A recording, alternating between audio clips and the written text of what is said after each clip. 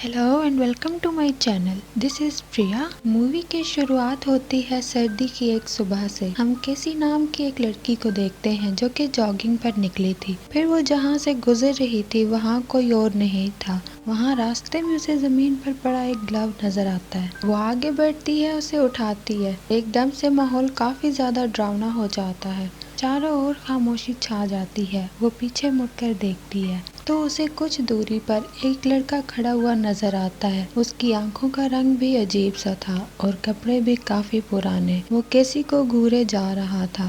पलक झपकते ही उस लड़के की जगह एक कुत्ता ले लेता है जिसके चेहरे पर एक मास्क भी था। केसी सहमी हुई खड़ी ये सब कुछ देख रही थी। तब ये कुत्ता जंगल की तरफ जाने लगा और केसी भी उसके पीछे जाने लगती है। उसे आगे जाके अजीब सा एहसास होता है, शायद जमीन में कुछ दफनाया गया था। तो केसी हाथ से ही उस जगह को खोदने लगती है। उसे कुछ नजर तो आता है पर पूरा देखने पर उसके होश उड़ जाते हैं क्योंकि वो एक अधनमा बच्चा था और ऐसा लग रहा था कि अभी भी वो जाग रहा हो। यहीं पर ये सीन यहीं कट हो जाता है। तो ये था इस मूवी का इंट्रो। अब हम देखते हैं केसी को और यहाँ हमें समझ आता है कि असल कुछ देर पहले जो हमें दिखाया गया वो केसी का एक बुरा सपना था। इस वक्त केसी किसी फैमिली के लिए बेबी सिटिंग कर रही है। घर के ऑनर्स कहीं जा चुके हैं और केसी नीचे बैठे अपने दोस्त रोमी नामी लड़की से फोन पर बात कर रही होती है। अब केसी ने उसे अपने इस डरावने सपने के बारे में बताया क्योंकि रोमी काफी सुपरस्टिशियस थी। तो केसी उससे मालूम करना चाह रही थी कि उसके सपनों का आखिर मतलब क्या है। शायद केसी को ऐसे भयानक सपने पहले भी आ चुके हैं। अब रोमी कुछ बुक्स की जानकारी से केसी को ये बता पाती है कि कुत्ते का दिखना असल में वार्निंग को जैसे कुछ होने वाला हो और अजन्मे बच्चे का दिखना असल में ये रिप्रेजेंट करता है कि सपना देखने वाले इंसान के अंदर कुछ नई बातें जन्म ले रही हैं। केसी आगे भी जानने की कोशिश करती है मगर रोमी ये कहकर कॉल बंद कर देती है कि अभी मेरा इन अजीब सी बातों को डिस्कस करने का मूड ही नहीं है और वो अपने सपनों के बारे में ज्यादा ना सोचे क्योंकि रोमी भी दिल से इन चीजों पर यकीन नहीं करती थी। अब इससे पहले कि केसी ऑन रखती उसे कुछ आवाज सुनाई देती है, वो भी ऊपर के रूम से।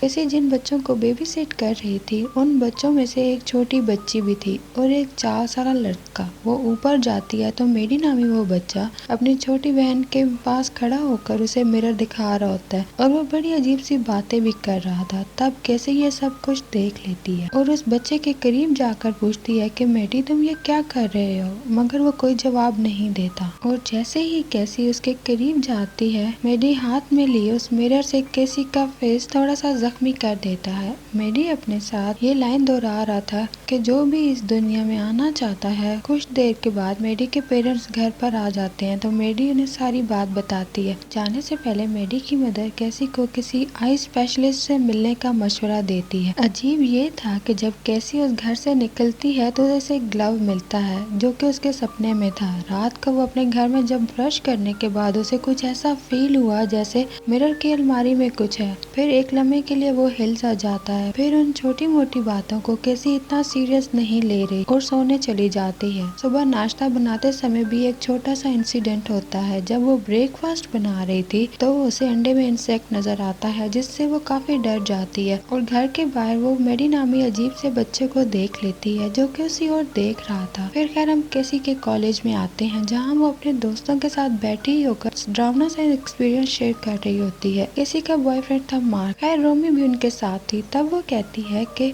1 से छोटे साल के बच्चों को मिरर नहीं दिखाना जाता है, इसे अपशगुन माना जाता है और पुराने लोग सुपरस्टिशियस होते हैं। उनका मानना होता है कि अगर ऐसा करें तो उससे बेबी मर जाता है। मगर मार्क उसकी बात को काटता है कि ये सब कुछ बकवास है, ऐसा कुछ भी नहीं होता। और वो मेडी के बारे में भी यही कहता है कि वो बच्चा अभी 4 साल का हो, शायद उसने टीवी में कुछ देख लिया, उसे क्या पता कि वो क्या कर रहा हो। साथ ही मार्क रोमी का मजाक भी बनाता है कि तुम ये कैसी बातें कर रही हो।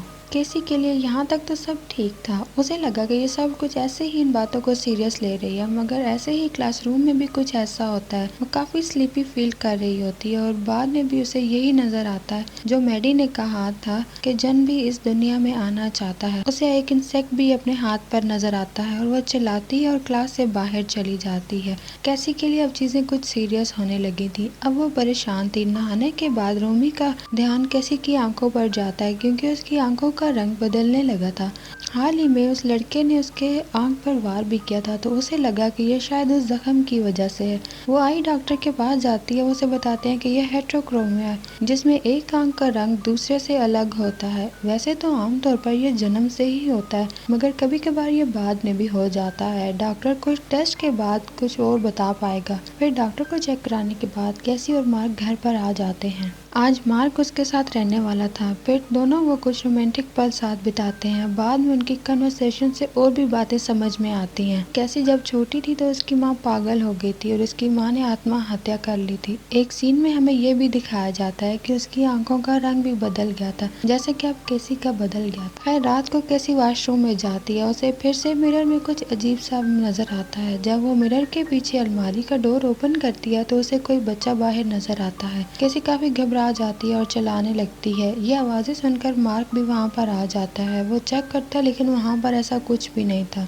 बाद में कैसी उस मिरर को वहाँ से निकाल देती है। अगले दिन जब कैसी वॉक पर निकली थी तो उसे ये बुरी खबर मिलती है कि जिन बच्चों को अक्सर वो बेबी सिट किया करती थी, मतलब मेडी और उसकी छोटी बहन, उनमें से वो छोटी बच्ची मर गई। ये बात सबको काफी अजीब लगती है, क्योंकि रोमी ने जो कहा था कि ये अपशगुन माना जाता है कि अगर 1 साल के कम उम्र बच्चे को मिरर दिखाया जाए तो इससे बच्चा मर जाता है। तो मैडी ने वही किया था। आखिर उसे इन सब के बारे में पता कैसे था? इसके बाद हम कैसी को आई डॉक्टर के पास देखते हैं, क्योंकि कैसी के टेस्ट रिजल्ट आ चुके थे। अब डॉक्टर उसे बताता है कि कैसी का कोई ट्विन था और ये जेनेटिकली हुआ है, और अडल्टहुड में आंखों का कलर चेंज होना ये कोई आम सी बात है। मगर कैसी का कहना था कि नहीं, वो ट्विन नहीं है, बल्कि वो एक अकलौती बेटी है अपने पेरेंट्स की। फिर भी डॉक्टर उसे ये सब मालूम करने के लिए कहती है। वो अपने पेरेंट के पास जाती है, अपने फादर के पास, ये सब कुछ मालूम करने के लिए। और ये पूछती भी है कि मेरे कोई ट्विन तो नहीं था। यहाँ पर उसे ये राज खुलता है कि हाँ, वो ट्विन है। जब वो नहीं जन्मे थे तब उसका एक भाई भी था, मगर वो मर गया था। ये सुनकर कैसी को शौक तो लगता ही है, क्योंकि आज तक उसने ये बात किसी ने नहीं बताई थी। ये सब कुछ जानने के बाद कैसी अपने पुराने घर में जाती है और अपनी माँ का पुराना सामान चेक करने लगती है, जहाँ पर उसे कुछ एक टेप, पुराने आर्टिकल्स और कुछ डॉक्यूमेंट्स भी मिलते हैं। एक सोफी नामी औरत जो कि हॉस्पिटल में एडमिट थी, और कैसी और रोमी उस हॉस्पिटल में जाते हैं। अब कैसी का मानना था कि जरूर उसके साथ कुछ हो रहा है, कुछ ऐसा जो कि काफी सीरियस है और उसे जानना ही होगा। इस सब के पीछे आखिर है क्या? खैर सोफी बता पाए कि उसकी माँ ने भी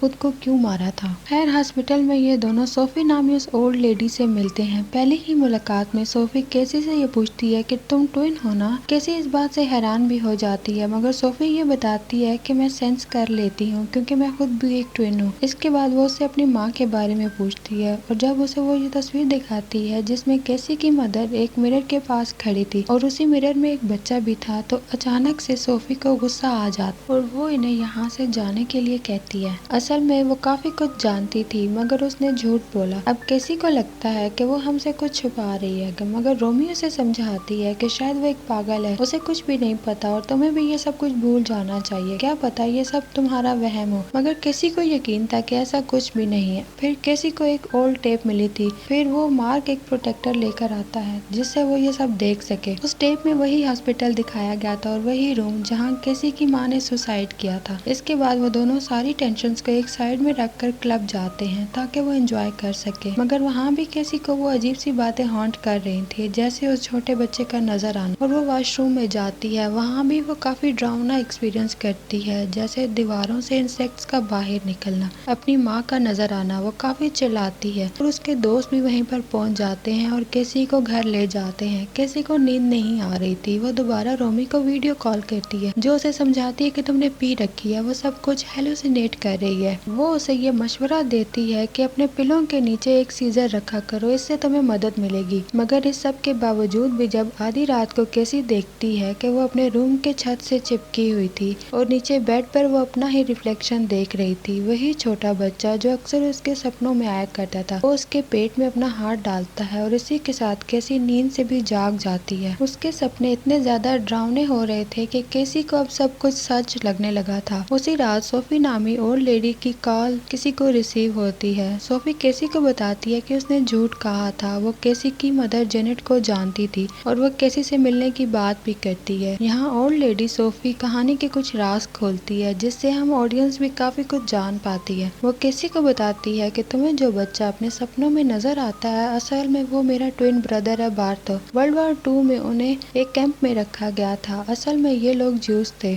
सोफी आगे बताती है कि वहाँ एक ऑफिसर आया था। शुरू में वो हमसे काफी अच्छा बर्ताव करता था। वो असल में ट्विन से ऑब्सेस्ड था। बाद में इन पर एक्सपेरिमेंट किए जाते थे। खास तौर पर उसका ये मानना था कि ट्विन्स के बीच में कुछ खास कनेक्शन होता है। वो जेनेटिक्स के बारे में और भी जानना चाहते थे, मगर उनके वो एक्सपेरिमेंट साइंस और इन अंतर के बीच में थे। वो ट्विन्स की आंखों में इंजेक्शन लगाते थे, जिससे काफी सारे बच्चे अंधे हो गए थे और कुछ मर भी गए थे। वो एक्सपेरिमेंट कामयाब ना हो सका, यहाँ तक कि मेरा भाई बार्थो भी मर गया। मगर अजीब बात यह थी कि 2 दिन के बाद वो वापस लौट आया। वो जिंदा हो गया था, मगर मैं जानती थी कि वो मेरा भाई बार्थो नहीं था। किसी ने दरवाजा खोला था, दूसरी दुनिया का दरवाजा। उसके शरीर में कोई और आ चुका था। आगे सोफी बताती है कि दीपक नामी एक स्पिरिट है जिसे हेवन में जाने से रोक दिया गया था। वो भटकती रहती है और इसे इस दुनिया में आना है तो वो आरटीसी की बॉडी में नहीं आ सकती, सिर्फ चंद ही इंसानों की बॉडी में, खासकर ट्विंस, क्योंकि ट्विंस मिरर की तरह होते हैं, 2 दुनियाओं का एक दरवाजा। उस समय जब बार्थो मारा गया था तो वो दीपक हमारी दुनिया में आ चुका था, पता नहीं कितने सदियों बाद, मगर वो उसमें कामयाब हो चुका था। जैसे कि मैं जानती थी कि मेरे भाई के शरीर पर किसी और ने कब्जा किया है, तो मैंने अपने ही भाई को मार डाला और तभी से वो दीपक हमारे पीछे है। असल में सोफी केसी की ग्रैंड डॉटर है और ट्विंस को जन्म देना इनके जीन्स में है। तब से लेकर अब तक वो दीपक इन्हीं के थ्रू इस दुनिया में आने की कोशिश कर रहा है। जैसे पहले उसने बार्थो के जरिए आने की कोशिश की थी, फिर केसी के माँ के थ्रू, फिर केसी के भाई के थ्रू, मगर वो मर गया और अब उसका शिकार है केसी। केसी का मन में ये सवाल था कि इतने सालों के बाद ही क्यों, यह बचपन में भी तो मेरे शरीर में आ सकता था। तो सोफी समझाती है कि दीपक को यहाँ पहुँचने में वक्त लगता है, इसीलिए के लिए उसके इतना आसान नहीं है। उसके लिए ये सब कुछ इतना आसान नहीं है। अगर उसने एक बार शरीर में कब्जा कर लिया तो वो इतना पावरफुल बन जाएगा। सोफी केसी को घर के सारे मिरर नष्ट करने को कहती है, क्योंकि मिरर ही वो दरवाजे हैं इस दुनिया और उस दुनिया के बीच में। वो उसे एक नाम बताती है जिससे वो मदद मांग सकती है, जिसके जानने के बाद सोफी उसके लाइब्रेरी में जाती है, जहाँ वो दीपक नामी स्पिरिट से एक बुक को अपने साथ ले आती है। फिर हवाई सैनिक के पास जाती है उनसे हेल्प लेने के लिए। हवाई सैनिक उसे मना कर देते हैं क्योंकि वो साइंस पर ज्यादा बिलीव करने वाले थे। केसी उन्हें कहती है कि मैं चाहती हूँ कि आप मुझ पर एग्जॉर्सिज्म करें।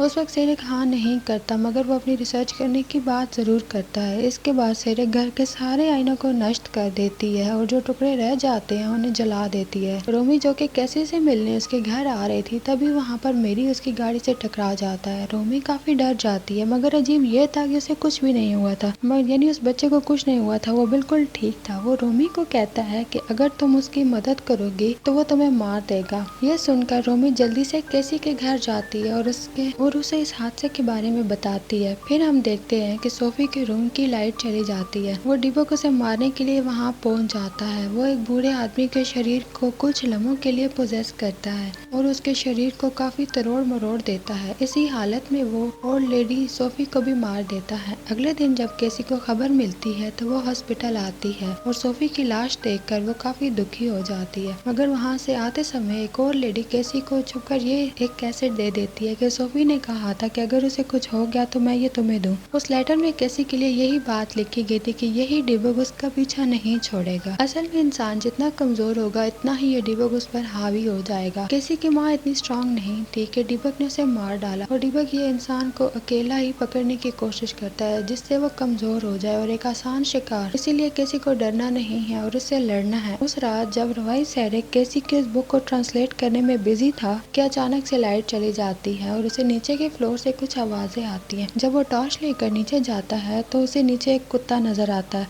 जिसका सर रोटेट हुआ था। देखने में वो काफी डरावना था, मगर सेरिक ने कुछ ऐसा देखा जिसके बाद उसे इन बातों पर विश्वास हो गया। वो डॉर सेरिक को नुकसान नहीं पहुंचाता, बस ये एक वार्निंग थी। फिर वो वहाँ से गायब हो जाता। अब सीन आता है केसी पर। वो काफी परेशान थी। वो अपनी दोस्त रोमी से वीडियो कॉल पर बात कर रही थी। खास तौर पर वो सोफी की मौत पर काफी ज्यादा दुखी थी। उसका यही कहना था कि मैं जिसे भी चाहती हूँ वो उसे मार डालता है। फोन पर बात हो ही रही थी कि रूमी की डोर पर बेल होती है। जब वो जाती है तो उसे वही मेडी नामी बच्चा वहीं खड़ा था। वो यही लाइन कहता है कि दरवाजे खुल चुके हैं और इसके साथ ही वो रोमी को पैक करता है। वहाँ केसी ने वीडियो कॉल में मिरर में दीपक की एक झलक देख ली थी। वो जल्दी से मार्क को कॉल करती है ताकि वो वो रोमी के घर पहुंच सके क्योंकि वो खतरे में है। मगर इससे पहले कि वो लोग वहां पहुंच पाते, डिबुक के द्वारा वो मेडी नामी लड़का रोमी को कत्ल कर देता है। वहां पर केसी अपनी आंखों से सब कुछ देख रही थी। फिर मार्क को भी इन बातों पर विश्वास हो गया। इसके बाद पुलिस आती है और कुछ देर के बाद मार्क और केसी मिलने जाते हैं सेडक से। वहाँ ये लोग एक प्रीस्ट से भी मिलते हैं जो कि एग्जॉर्सिज्म में हेल्प करेगा। सेडक ने काफी रिसर्च की थी और उसके हिसाब से ये डिबुक रिलीजन से काफी पुराना है, तो जरूरी नहीं कि इसे कुछ एग्जॉर्सिज्म से ही हराया जाए, बल्कि ये हर धर्म से डरता है। अब लीगली ये लोग एग्जॉर्सिज्म को करने वाले थे जिसमें 10 और इंसान शामिल थे। केसी ये सब कुछ जल्द ही करने वाली थी। प्रीस्ट उसे कहते हैं कि तुम्हें ये एग्जॉर्सिज्म किसी ऐसी जगह पर करना होगा जहाँ से तुम्हारी बुरी यादें जुड़ी हुई हो। तो वो उस हॉस्पिटल के बारे में बताती है जहाँ उसकी माँ ने अपनी जान ली थी। नेक्स्ट सीन में हम ये देखते हैं कि ये लोग रात के समय उस हॉस्पिटल में जाते हैं ताकि एग्जॉर्सिज्म को परफॉर्म कर सके। वो एक स्ट्रेचर के साथ केसी को बांध देते हैं और वीडियो रिकॉर्डिंग भी स्टार्ट कर देते हैं। मार्क भी इनके साथ था। अब सेरेक ओल्ड मंत्र पढ़ेगा और बाकी सभी उसे ट्रांसलेट करेंगे इंग्लिश में। एग्जॉर्सिज्म शुरू हो जाता है और कुछ हद तक ये लग रहा था, मगर केसी को वो बचा नजर आने लगा। आसपास वही डरावनी सी एक्टिविटी और अब डिबुक आ चुका था। वो उन सभी को अपनी शक्तियों से बुरी तरह से मारने लगा था। एग्जॉर्सिज्म का आखिरी स्टेज ही बाकी रह गया था, मगर हालात इतने खराब ही थे कि वो इस सब को जारी ना रख सके। मार्क और केसी भी वहाँ से भाग जाते हैं, मगर जाते समय वो लास्ट बैच केसी अपने साथ ले जाती है। डिबुक प्रीस्ट को पोजेस कर लेता है और वो उन दोनों पर हमला करता है, मगर मार्क उसे मार देता है। देखते ही देखते डिबुक मार्क को पोजेस कर लेता है और अब हम वो केसी को मारने लगा, मगर केसी किसी तरह खुद को छुड़ा लेती है और अब हम वो स्टेज को तेज आवाज में पढ़ते हुए देखते हैं। सेड्रिक भी अभी जिंदा था, तो ये दोनों ही एग्जॉर्सिज्म को पूरा करने में लग जाते हैं। खैर किसी तरह से वो मार्क को इस बला से आजाद तो करवा देते हैं, मगर वो नीचे गिर जाता है और उसकी मौत हो जाती है। फाइनली यहाँ इन लोगों को लगा कि उन्होंने डिबुक से छुटकारा पा लिया, मगर मूवी के आखिरी सीन में हम देखते हैं जहाँ केसी का अल्ट्रासाउंड हो रहा था तो उसके पेट में ट्विंस थे। असल में डिबुक हारा ही नहीं था, उसका प्लान ही यही था। वो केसी के थ्रू ही इस दुनिया में आना चाहता था। तो जब केसी के बच्चे पैदा होंगे तो उनमें से एक डिबुक होगा। मतलब कि डिबुक ने शायद शुरू से ही मार्क को पोजेस किया था ताकि वो केसी को प्रेग्नेंट कर सके। और यहीं पर इस मूवी का एंड हो जाता है। Thanks for watching.